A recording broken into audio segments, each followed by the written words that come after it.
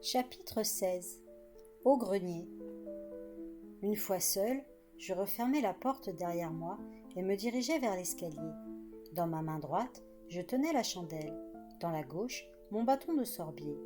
La chaîne d'argent était roulée dans la poche gauche de ma veste. J'escaladai les marches avec autant de hâte que de précaution. Il ne fallait surtout pas alerter Meg. J'avais aussi une inquiétude. Mon passe-partout serait trop gros pour ouvrir le secrétaire. Je devrais le forcer à l'aide du pied de biche, et ce serait bruyant. Plus je montais, plus je me sentais mal. Meg pouvait se réveiller d'un moment à l'autre. Si elle me suivait, je n'aurais plus qu'à abandonner mon plan et tâcher de m'échapper par la fenêtre de derrière. En supposant que je l'entende. Alice avait raison. Cette entreprise était insensée. Mais je pensais à mon père et forçais mes jambes à continuer. Je fus bientôt devant la porte du grenier. J'allais l'ouvrir et entrer quand j'entendis un bruit faible, une sorte de grattement. Tendu, je collai mon oreille contre le battant. Le grattement reprit. Qu'est-ce que ça pouvait bien être? Il était trop tard pour renoncer. Je devais prendre ce grimoire. Je tournai lentement la poignée. À l'instant où la porte s'ouvrit, je compris que j'aurais dû quitter la maison avec Alice et l'épouvanteur quand il était encore temps. J'aurais dû raconter à mon maître ma première rencontre avec Morgane et suivre ses conseils. Lui, il aurait su quoi faire pour aider mon père. Tout en moi me criait de partir en courant. Une voix hurlait dans mon crâne « Danger, danger, danger !» Lorsque je pénétrai dans le grenier, une force puissante m'obligea à refermer la porte derrière moi. Il faisait très sombre, et je levai ma chandelle. Un courant d'air l'éteignit aussitôt. Au-dessus de ma tête se découpait le rectangle, pâle de la lucarne. Un vent glacial soufflait par le carreau ouvert. 6 petits oiseaux, perchés sur le rebord silencieux, paraissaient attendre. Je baissai les yeux et découvris un spectacle d'horreur. Le plancher était jonché de plumes, éclaboussé de sang et parsemé des restes d'oiseaux morts. On aurait dit le carnage perpétré par un renard dans un poulailler. On distinguait des ailes, des pattes, des têtes. Les plumes, balayées par le vent, tourbillonnaient autour de moi. Ce que je vis ensuite ne me surprit pas, même si cette vision me gela jusqu'aux os. Accroupie dans un coin, tout près du secrétaire, se tenait la lamia sauvage. Son corps me parut plus petit qu'auparavant. Son visage, en revanche, était bouffi, et ses joues ressemblaient à 2 poches gonflées. Un filet rouge lui dégoulinait sur le menton et gouttait sur le plancher. Elle se lécha les lèvres et me regarda tranquillement, comme si elle avait l'éternité devant elle. Elle avait ouvert la lucarne et convoqué les oiseaux, les contraignant à venir à la portée de ses griffes. Elle s'était abreuvée jusqu'à plus soif du sang de ces bêtes, les vidant les unes après les autres. Les derniers à être encore en vie étaient immobilisés par quelque sortilège. S'ils avaient toujours des ailes, ils avaient perdu la volonté de s'envoler. Je n'avais pas d'ailes, j'avais des jambes. J'y refusais d'obéir. Je restais donc là, pétrifié par la peur. La lamia s'avança avec lenteur. Peut-être tout ce sang l'avait-il alourdi. Peut-être n'était-elle simplement pas pressée. Si elle s'était jetée sur moi, je ne lui aurais pas échappé. Jamais je n'aurais quitté le grenier. Mais l'horreur émanant de cette approche lente, si lente, brisa le maléfice.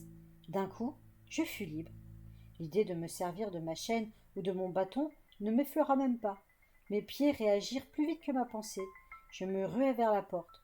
Je perçus un froissement d'ailes derrière moi. Ma fuite avait délivré les oiseaux du sortilège.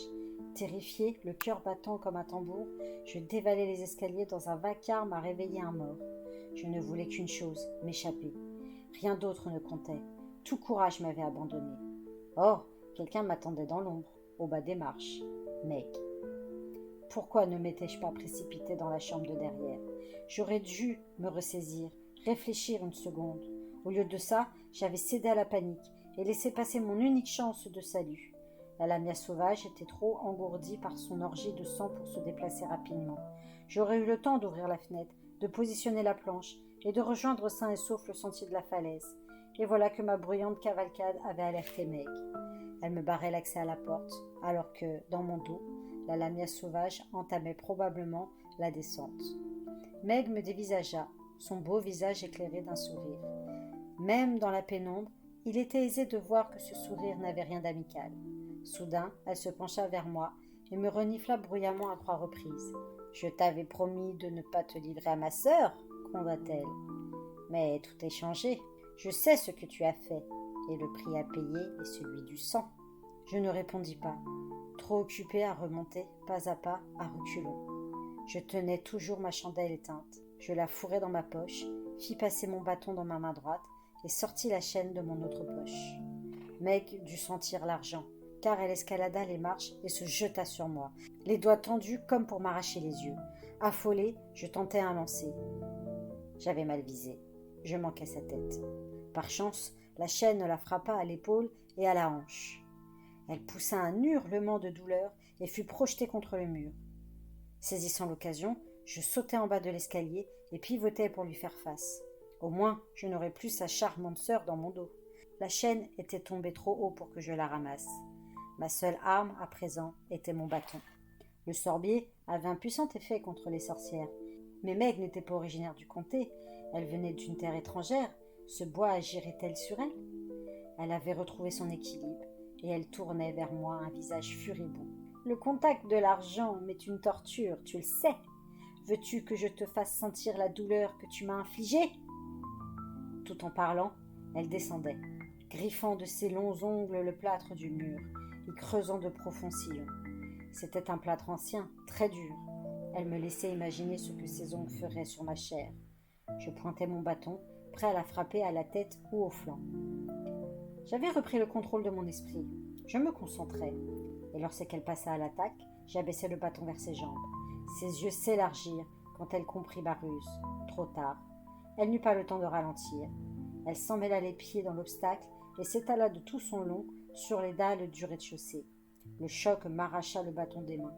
J'avais toutefois l'opportunité de récupérer la chaîne. J'enjambai la sorcière et remontai l'escalier d'un même élan. Je ramassai la chaîne, l'enroulai autour de mon poignet gauche et me préparai à la lancer. Cette fois, je ne raterai pas mon coup. Meg m'adressa un sourire railleur. « Tu m'as déjà manqué une fois. Ce n'est pas aussi facile ici que dans le jardin du vieux Grégory, hein? Tes mains sont-elles moites, petit? Commencent-elles à trembler?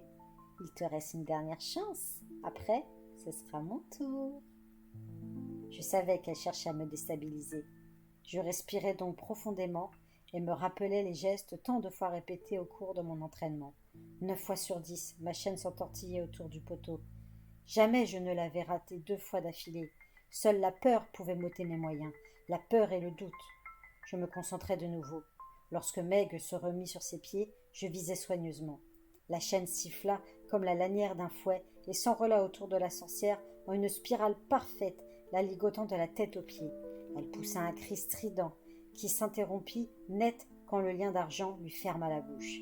Puis elle tomba lourdement sur le sol. Je redescendis à pas prudents et observai le résultat.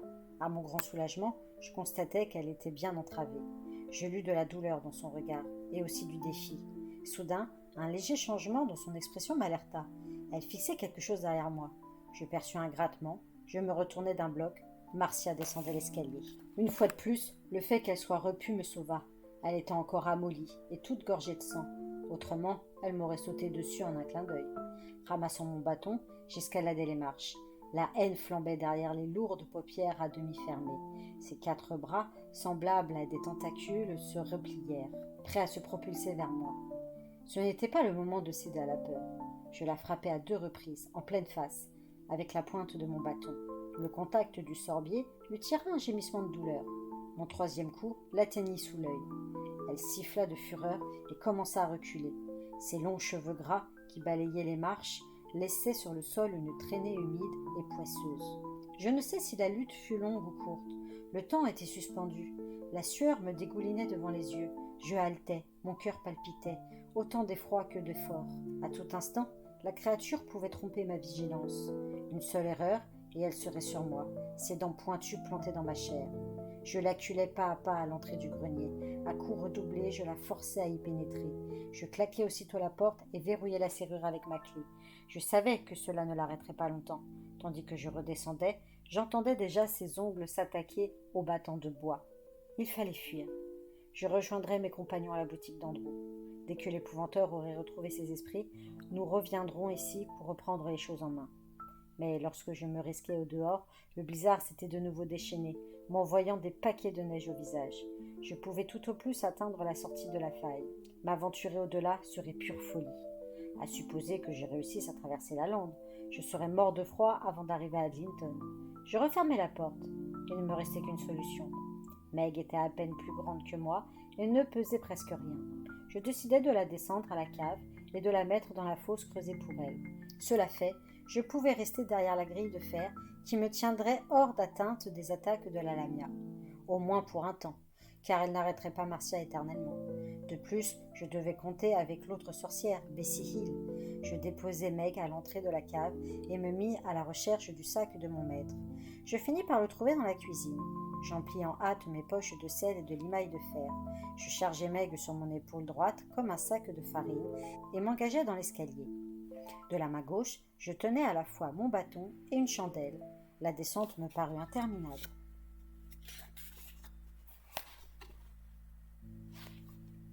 Après avoir franchi la grille, je la verrouillai derrière moi. Bessie Hill ronflait toujours, affalée sur les marches. Je passais à bonne distance.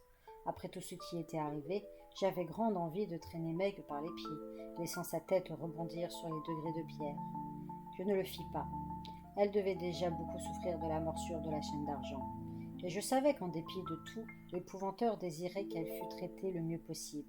Je pris donc soin de ne pas la blesser davantage. Une fois la sorcière au fond de la fosse, je ne pus cependant m'en empêcher. Sur un ton aussi sarcastique que possible, je déclarai « Rêve de ton jardin, à présent !» Puis, serrant ma chandelle, je remontai l'escalier. Je devais m'occuper de Bessie Hill. Mon passage avait dû la réveiller, car elle s'était remise à ramper vers la grille en reniflant et en crachotant. Je tirai de mes poches une poignée de sel et une de limaille de fer. Je ne lui jetai pas. 3 marches plus haut, je traçai une ligne de sel d'un mur à l'autre. Puis, répandis la limaille par-dessus. Je les mélangeai ensuite soigneusement, formant une barrière infranchissable pour une sorcière.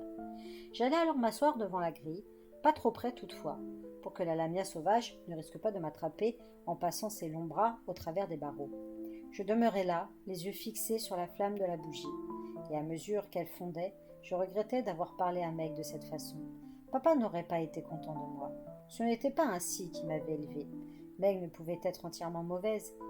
L'épouvanteur l'aimait, et elle l'avait aimé aussi autrefois. Que ressentait-il lorsqu'il découvrirait que je l'avais enfermé dans ce puits, alors que lui-même ne s'était jamais résolu à le faire? La chandelle finit par s'éteindre, me plongeant dans le noir. Des soupirs, des grattements montaient des profondeurs de la cave, où les sorcières mortes remuaient vaguement. J'entendais aussi les reniflements de frustration de la vivante, incapable de franchir la frontière de sel et de fer. J'étais presque assoupie quand la lamia sauvage surgit soudain. Ses griffes étaient venues à bout de la porte du grenier. Malgré ma bonne vision nocturne, j'avais du mal à percer du regard les ténèbres de l'escalier. C'est un bruit de pas précipités et un choc métallique qui m'alertèrent. Une forme sombre s'accrochait à la grille. Une peau écailleuse râpait le fer. Mon cœur sauta dans ma poitrine. La lamia paraissait de nouveau affamée. Je m'emparai de mon bâton et tentai désespérément de la repousser à travers les barreaux. Cela n'apaisa en rien sa frénésie. La grille gémit tandis que le métal pliait. Par chance, je la touchai à un endroit sensible, peut-être un œil, car elle poussait un cri déchirant, fit un bond en arrière et remonta en hâte. Dès que le blizzard cesserait et que l'épouvanteur se sentirait mieux, il reviendrait régler la situation, j'en étais sûre. Quand, je l'ignorais. Une longue journée m'attendait, et une nuit plus longue encore. Je devrais peut-être même passer plusieurs jours assis sur ces marches. Je me demandais combien de temps la grille résisterait aux assauts de Marcia. Elle attaqua de nouveau à 2 reprises. Après que je l'eus repoussée pour la 3e fois, elle disparut en haut de l'escalier.